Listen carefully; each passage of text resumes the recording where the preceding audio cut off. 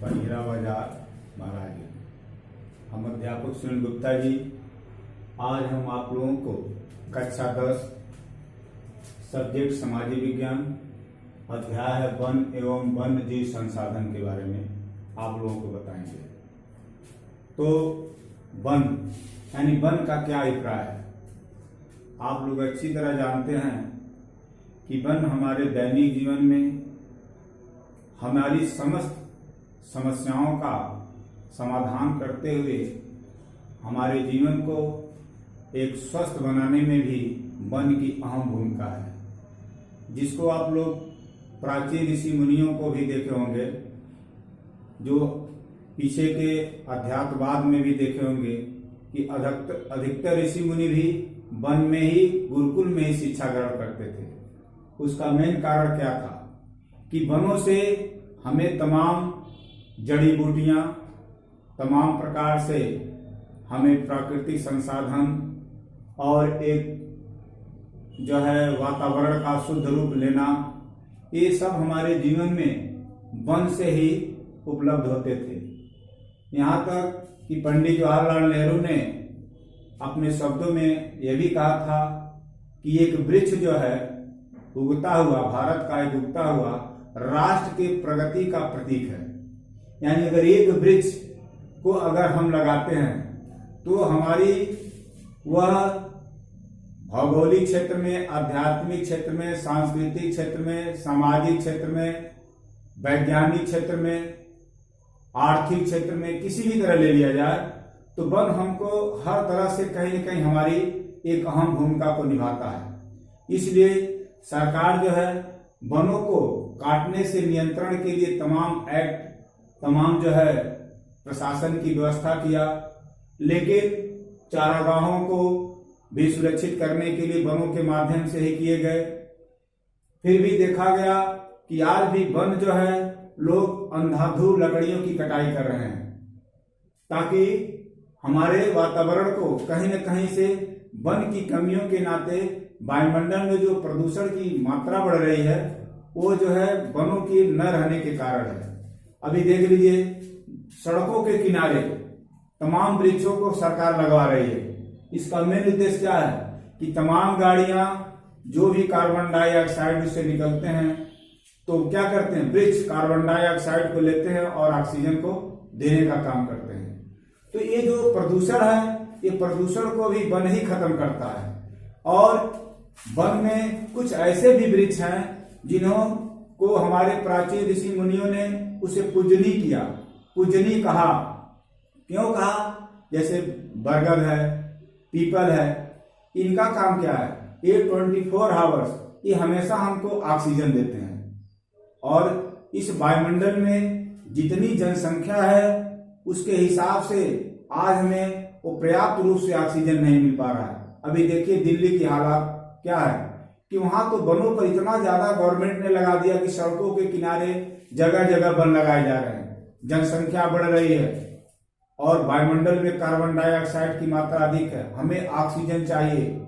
तो वनों को इसीलिए पूजनीय भी कहा गया। वन क्या करते हैं? तो वनों से हमें जो है भारत में वन एवं वन्य जीव संसाधन, जीव संरक्षण, और ये वन क्या करते हैं, जैसे बाघ है, चीता है, और भी जीव जंतु हैं, बारहसिंगा है, या ले लिया जाए आपके और भी जीव जंतु हैं जो वन में ही अपने जीवन को संरक्षित करते हैं। तो उसके लिए गवर्नमेंट ने तमाम नियमों को लागू करके कुछ ऐसे भी जमीन बनाए गए और उनके लिए एक्वायर भूमि दिया गया जिससे वहां बाघ, चीता अपने को सुरक्षित रह सकते थे। तो वन संरक्षण अधिनियम के तहत 1973 में एक बाघ परियोजना बनाई गई और उसमें क्या किया गया, भारत में लगभग 71,710 किलोमीटर में फैले हुए 50 बाघ उसमें रिजर्व है। तो इस तरह बाघ का भी कहीं न कहीं उससे सुरक्षा मिला, और चीता भी है, और भी पशु पक्षियां भी हैं जो वनों में ही अपने जीवन का रात में निस्तारण कर लेते हैं। तो देख लिया जाए तो भारत में वनों की एक बहुत महत्वपूर्ण विशेषता रही और भारत में वनों की उपयोगिता भी रही। जैसे जब युद्ध होता है तो युद्धों में भी, या जो हवाई जहाज है या आपके रेल की ट्रेन की यात्रा जो कर रहे हैं उसमें रेलों में जो फर्नीचर लग रहे हैं, या मकान जो निर्माण हो रहे हैं, या बैठने के लिए जो स्कूल या शिक्षण संस्थाएं या डॉक्टरी जो भी खुल रहे हैं, उसमें फर्नीचर की भी प्रयोग है। कहीं न कहीं हमारे जो है जंगले हैं या खिड़कियां हैं या मेज हैं या कुर्सियां हैं या अलमारियां हैं, सब में हमारा कहीं न कहीं ये फर्नीचर यानी वन से ही हमें प्राप्त हो रहा है। तो ये वन जो है हमारे हर मूलभूत आवश्यकताओं को पूरा कर रहे हैं। और भी देख लिया जाए, कुछ लोग तो वनों पर ही अपने जीवन पर आधारित हैं, जो जंगलों में जाकर के क्या करते हैं, वहां से झाड़ियां पत्ते कुछ लकड़ियों को इकट्ठा करके वह जो है मार्केट में जलौनी के रूप में उसे बेच करके अपने बच्चों का जीविकोपार्जन भी कर लेते हैं। भारतीय भूमि पर वन की जितनी महत्वपूर्ण विशेषता है और वनों का जो भी योगदान है उसका हम कहीं न कहीं हर वर्ग के लोग, या छोटा वर्ग हो या बड़ा वर्ग हो या राजनीति के क्षेत्र का हो, सभी लोग वनों से कहीं न कहीं प्रत्यक्ष और अप्रत्यक्ष लाभ ले रहे हैं।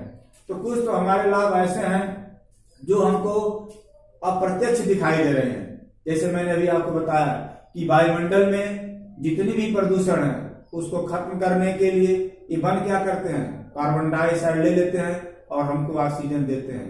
कभी कभी ये भी सुना जाता है कि वृक्षों के नीचे जब भी आदमी एक जो है घुटन सा महसूस करता है तो जो ही वह वृक्ष के नीचे जाकर बैठता है तो उसे एक शीतलता की अनुभूति, उन्हें एक रेस्ट मिलता है। उसका मेन कारण क्या है कि जब वो वृक्ष के नीचे जाता है तो जो व्यक्ति कार्बन डाइऑक्साइड छोड़ता है तो वृक्ष क्या करते हैं, कार्बन डाइऑक्साइड लेते हैं और ऑक्सीजन देते हैं। तो जब उन्हें ऑक्सीजन मिलता है तो उससे उन्हें एक रेस्ट की महसूस होती है। यानी वन हमारे जीवन में क्या है, एक औषधि के समान है। और भी तमाम जड़ी बूटियां हैं जो वनों से हम प्राप्त करके असाध्य से असाध्य रोग को आसानी से हम निःशुल्क क्या कर रहे हैं, खत्म कर रहे हैं। आधुनिक जीवन में अब तो ये जो दवाइयां चल गई और भी प्राकृतिक चिकित्सा के माध्यम से, या जो है आपकी होम्योपैथी ले लिया जाए या आयुर्वेद में ले लिया जाए तो आपका जो है वनों से ही है।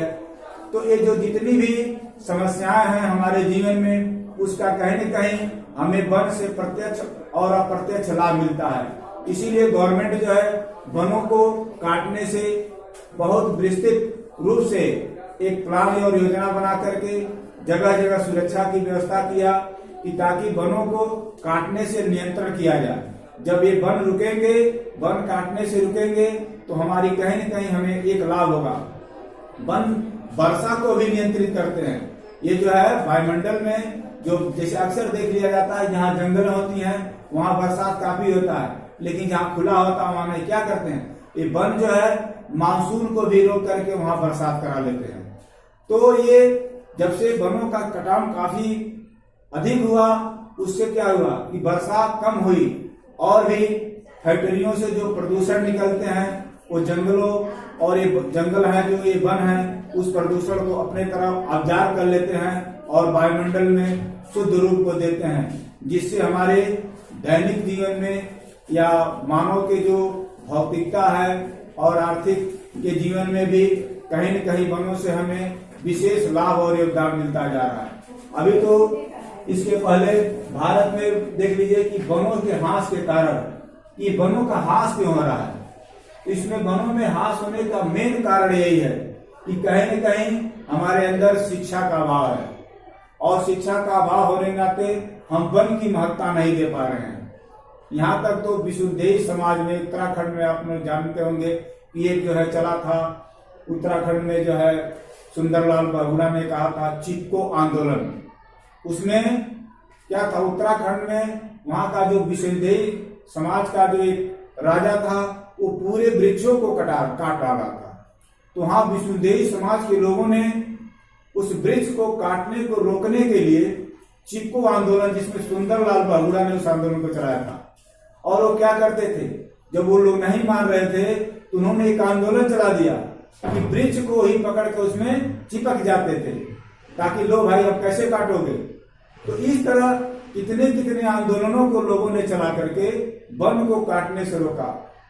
तो वन वायुमंडल में शुद्ध रूप से हवा भी देते हैं, हमें ऑक्सीजन भी प्राप्त करते हैं, वायुमंडल की गंदगी को भी खत्म करते हैं, आर्थिक रूप से हमें कहीं न कहीं मदद देते हैं, औषधि के रूप में भी देख लिया जाए तो हमें कहीं न कहीं से मदद देते हैं, वर्षा को भी वन जो है आकर्षण करते हैं। इतना नहीं, जो नदियों में बाढ़ आती है तो जहां वृक्ष लगे रहते हैं, पौधे, वन जो है वृक्ष को जो हमारा बाढ़ आता है, भूमि कटान को भी ये वन हमारा रोकते हैं। तो ये हास का कारण मैंने यही रहा कि कहीं न कहीं एक अशिक्षा है और लोग जो है उसके बारे में नहीं जान रहे हैं, नादानी में वनों को काट करके जलौनी के रूप में प्रयोग कर ले रहे हैं, कुछ ऐसे भी वृक्षों को उखाड़ दे रहे हैं, और कभी कभी तो एक प्राकृतिक आपदा भी आती है जो आंधी तूफान, इसमें भी हमारे वनों के बहुत ज्यादा वन हमारे वृक्ष गिर जाते हैं,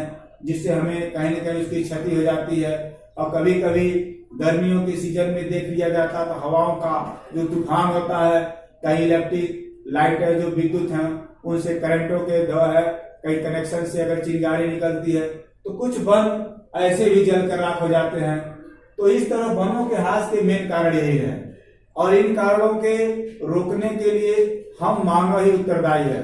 अगर वनों को हमने काटने से, उसको नष्ट करने से अगर रोक लिया तो आने वाले समय में हम शरीर से भी स्वस्थ रहेंगे, आर्थिक रूप में ही मजबूत रहेंगे, और हर वर्ग में, जैसे मैंने बताया ना कि वनों में जो औषधियां हैं, जो असाध्य रोगों की औषधियां हैं, ऐसी ऐसी जड़ी बूटियां हैं जिसको हम नहीं जानते हैं, लेकिन जो हमारे आयुर्वेद के लोग हैं वो जानते हैं। उनसे उन जड़ी बूटियों को ला करके उसको औषधि के रूप में प्रयोग करके मनुष्य को स्वस्थ के तरफ भी प्रेरित कर रहे हैं। इस तरह भारतीय समाज में देख लिया जाए तो भारत में वन और वन जीवन संरक्षण का कहीं न कहीं विशेष महत्व है।